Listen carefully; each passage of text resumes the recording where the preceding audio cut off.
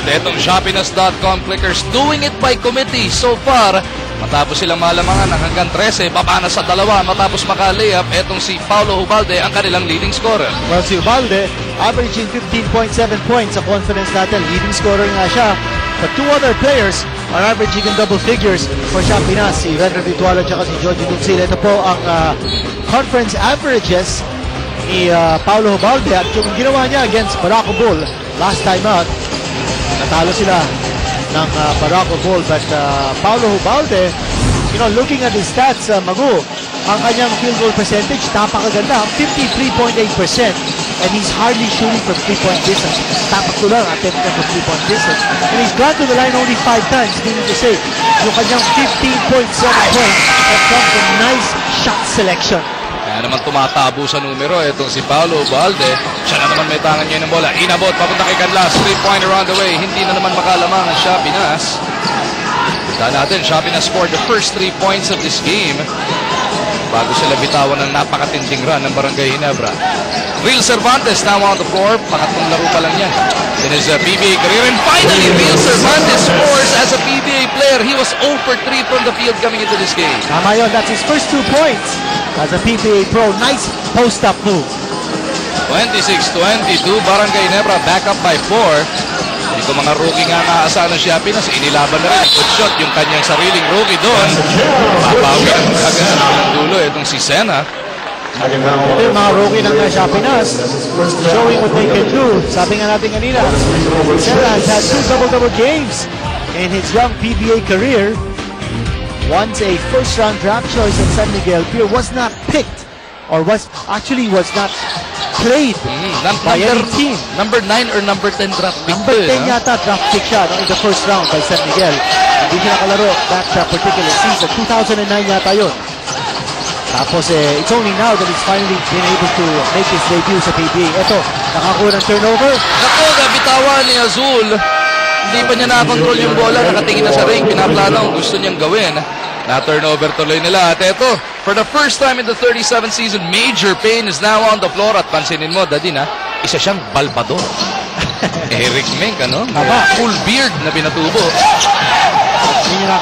Hindi niya nako yung offensive rebound that time. Wala siya sa posisyon. Tignan natin what Eric Mink can do here for Ginebra.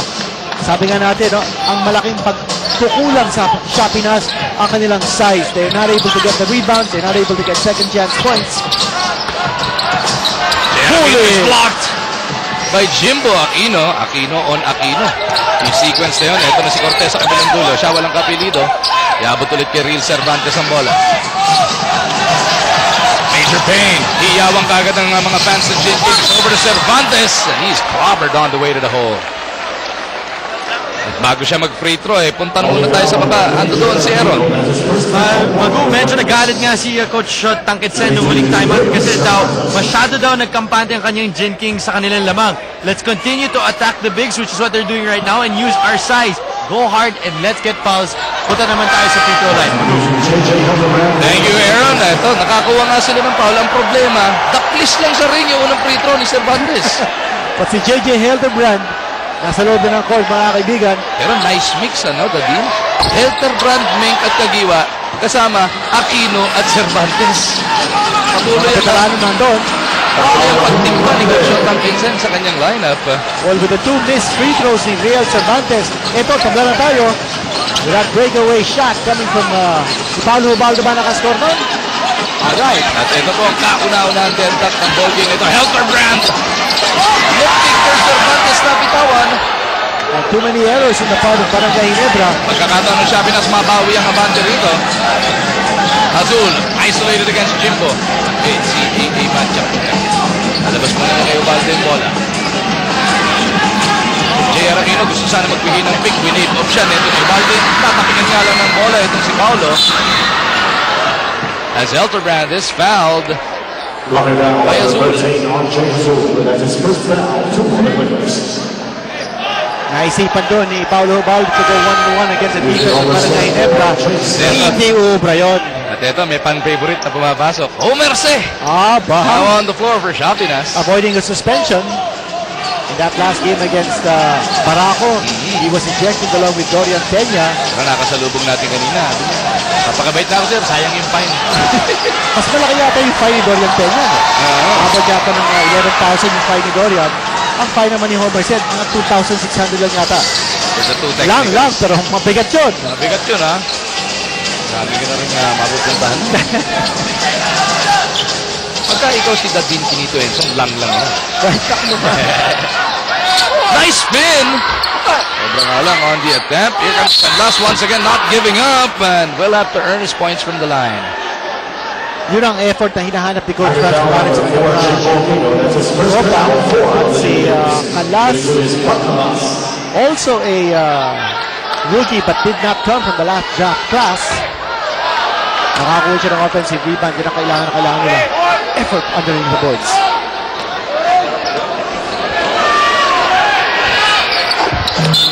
At ayun, nakaalamang na ulit dito ang Shopiness.com clickers.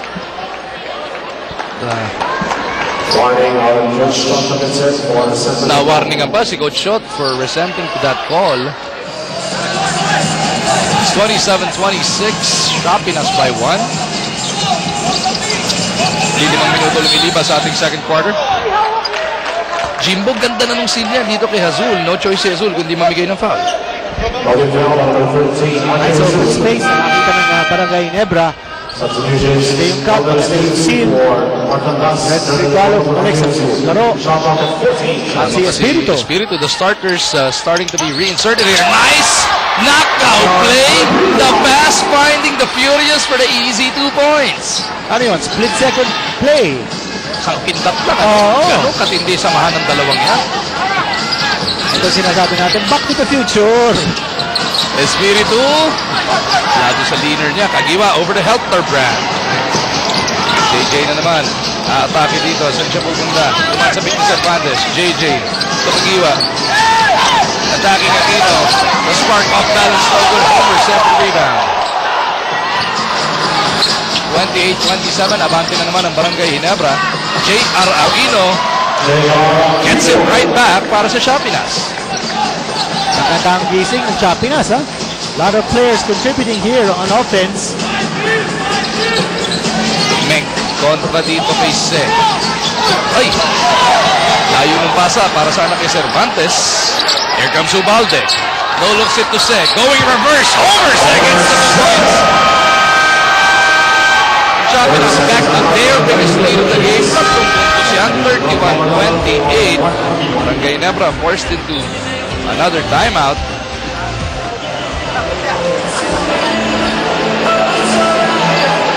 It's a 30-second timeout requested here by Coach Shotang Quinsen.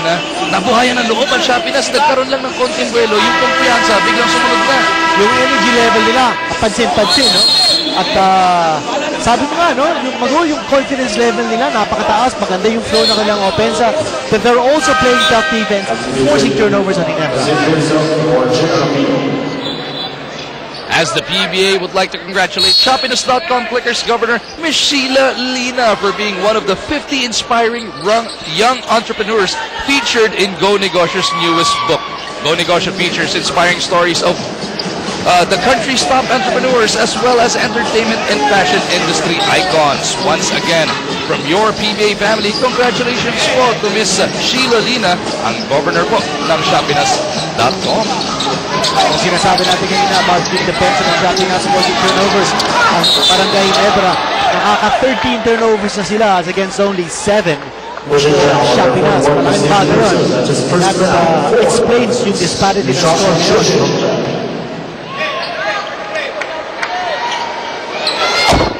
JJ rattles the first one home.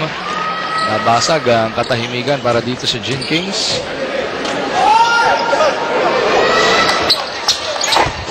Number 2, mabasa isang abante ng Shopinas. Wala na pong 5 kalahati natitira sa ating ikalawang yugto. Ubalde may tangan ng bola. He's got 4 points so far in this game. Paolo, double team on him. Going to Espiritu, short step is good. Yung sinasabi natin about trusting each other. Kanina, hindi natin nakita yun sa Shopinas. But lately, we've been seeing that they're passing the ball to open teammates. Maganda yung trust na pinapakita nila. Mas magandang chemistry ngayon ng Shopinas. Something that we did not see in their first 4 games. At walang isang taong nagdodomina sa scoring para sa kanila. Rapinas is doing it by committee at this point. At yan na naman ang turnover against Ginebra. Ubalde!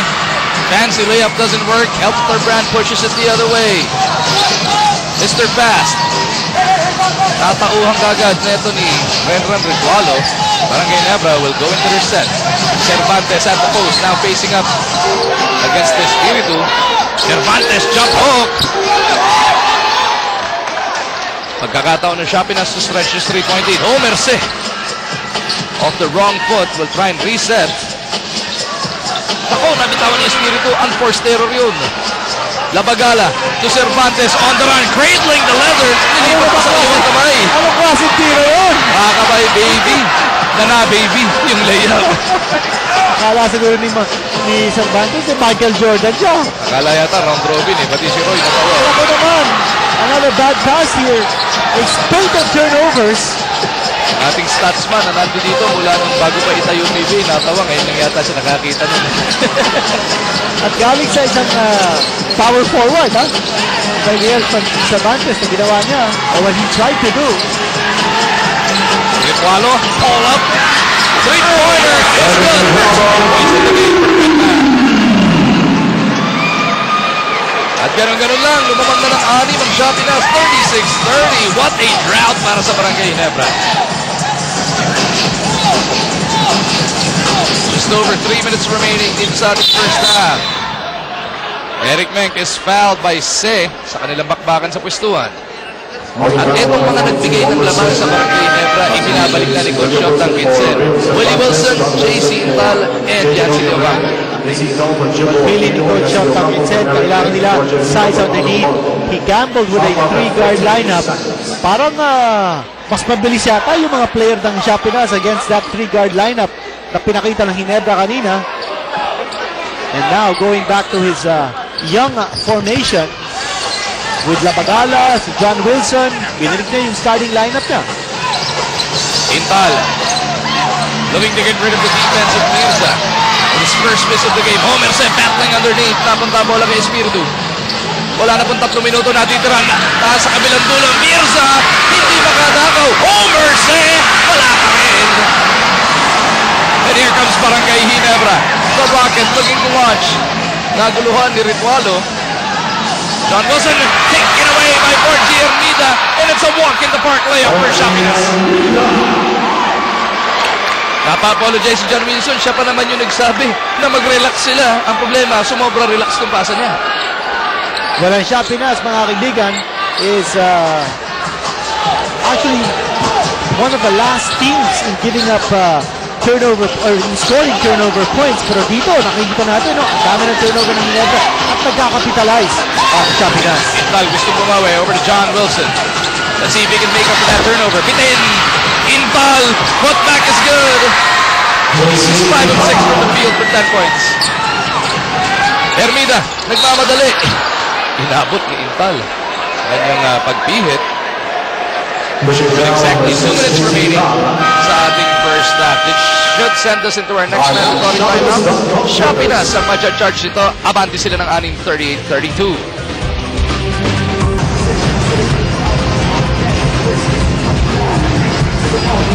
Magandang gabi po. Ako po si Sel Guevara para ulit sa PBA On Active. Kasama ko ngayon si John Hall, one of the celebrities na nanonood nitong game na to. So, John, is there any team that you're siding on in this game and why? This game, I'm not siding on any team. I just came to watch a competitive game. Oh, okay.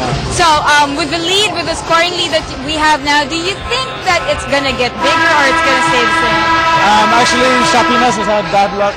They've got the lead before, but haven't been able to finish the games. So they're up now. Hopefully, they can make it a close game in the end. Right. So, you told me earlier that you've played with some of these guys. Who among these guys have you played ball with? I played with Wilson.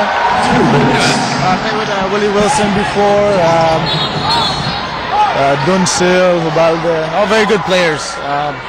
Very good competition. Alright, thank you so much, John. I hope you enjoy the game. Turn over to you, Magoo. Maraming salamat sa mga interested spectators dito sa loob ng Smart Araneta Coliseum. A nice Wednesday night for basketball para sa ating lahat. 38-32. Barangay Nebra back with possession. Anim ang kailangan habulin nila. Yancy, kontra dito. Kay Homer Sen. Up and under, Pintis. Homer gets it over to Espiritu. Pagkakataon ng Shapinas. Lakihan na naman ang kanilang abante rito. Ecualo lalabas. Meet that pass. Double team on Renren. Looking for Espiritu. 7 to shoot para dito sa Shapinas. They gotta go quick. Mirza has 3 to shoot. Hail Mary. Nakis lang. Rebound ni Yancy. Inval. He's had a splendid first half so far with 10 points. Sa bakbakan sa pistuan sa ilalim. Mirza napituan ng foul. Only down on 41 Casillas penalty. That's the second foul on Casillas. Penalty na dito ang Shapinas. 2 shots for 2 shots para isa sa pinaka-consistent na big man. Sabihin na natin forward para dito sa Barangay Nebra. 6'2 lang kasi hindi talaga pwedeng big man pero power forward ang laro niya. Ang laro ni Willie Wilson parang laro ni Harvey Carey. Very, very similar. No set plays for them pero nakaka-score sila because of second chance points, being around the basket, tough defender. Ito, bumababa na ang kalamangan ng Shapinas. Pero napansin natin, no? Yung sigla, yung galaw ng Shapinas. Reminiscent of the championship years ni Franz Pumaret sa Lasal. Forcing turnovers, scoring in transition. Hindi nga talagang kinakailangan gawin nila. Hindi naman sila, aminado naman ang Shapinas na pound for pounder, talent for talent lamang yung ibang team sa kanila. So what you have to do is outwork everybody else. Effort na kailangan. Lamang nila 5 but giving a foul now. Two fouls on Homer Se. Wala na pong isang minuto natitira sa ating first half. Tutok lang kayo ha. Babalik tayo sa active center. Kasama si Wesley Bishop for the season. Papasadahan natin yung inyong mga sagot sa ating poll question of the day. Tutok kayo sa atin or pwede kayo mag-ambag ng inyong mga kuro-kuro sa Twitter, PBA on Active. Pati na rin sa ating fanpage sa Facebook, PBA on Active din ang hanapin ninyo. 30-second timeout requested here by Coach Franz Pumaren dahil bumaba sa tatlong kanilang abante, 38-35 at medyo matagal na silang napako sa 38. Walang Barangay Nebra, gumagana ngayon ang kanilang depensa. Ang shoot, napag-usapan nila, sandali. Ba't natin pinagbibigyan itong Shapinas? They've got 38 points against us. Now, tumitindi ang depensa ng Barangay Nebra. Shapinas having to adjust now to find out kung sino ang titira sa kanila. Si Redmond Ritualo has been muzzled. Only 1 3-point shot scored by the Redman. Ako nakikita natin si Ritualo. As we remind everybody that this 37th season of the Philippine Basketball Association is now aired in the Middle East and Guam on Action TV International. Watch it in the Middle East on OSN and in Guam on MCV Broadband. Kaya kung may mga kamag-anak nyo na namimiss ko ang PBA, itimbre nyo po kung pwede kayo sa Action TV International. Kaya pwede silang makapanood sa pagkuha ng Action TV International. Shapinas comes up dry on that offensive. Here come the Barangay Nebra Kings. Patay na ang ating shot clock. Quarter clock reads 8. Labagala. Gets it over to Yancy for a 3. Hands high. Hindi makuha. Rebound battle. Lalabas dito sa baseline in favor of Shapinas. With a shade under a second remaining sa ating first half. Espiritu, hinahanap si Se. That'll do it for the first 24 minutes of this game. 38-35 is the score. Shapinas on a big turnaround dito sa second quarter. Aba, nalamangan sila ng hanggang 13 puntos kaninang first quarter. Pero grabe naman yung pagbabaliktad nila ng scoreboard dito sa second to snatch this 3-point lead, 38-35. A very low scoring ball game, mga kaibigan. Ang Shapinas, kung titignan natin ang mga naka-score sa kanila, marami nga, no? Very good distribution of points, but their leading scorer is someone who only scored 5 points. Isa sa mga napili natin na instrumental sa pagbibigay ng lamang sa Shapinas ay si Borgie Hermida. And yeah, 5 points, 2 assists, 3 steals para dito kay Borgie.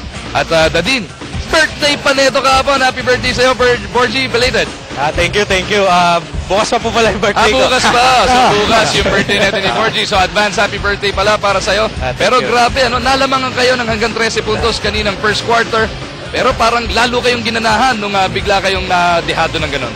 Oo, kasi yung role ko dito sa team na to, sabi ni Coach Franz, pressure lang ako, full court.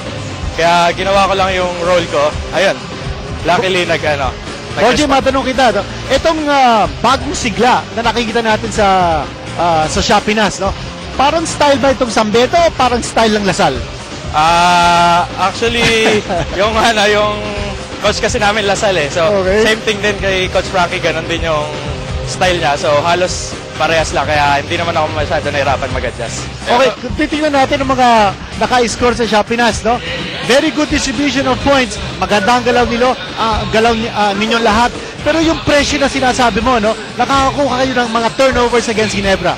Oo, kasi ganun talaga yung ni Coach Franz, yung style niya. So, dinala niya sa team namin kasi mga bata pa naman kami. So, ganun talaga yung naging response. Parang nagamay mo, Court. Kanina ka pa umaga dito, 4G. Oo, kanina pa ako eh. Congrats pala sa Bena, nag-champion sila. Okay. Thank you for your time. Good luck sa second half. Pahinga ka muna doon sa dugout, 4G. Thank you. Maraming salamat sa iyo. So it is 38-35. Shapinas with a 3-point lead. Aba, sigurado tuwan-tuwa sa nakita nating action ng first half. Si Miss Patricia as we send it over to the Active Center.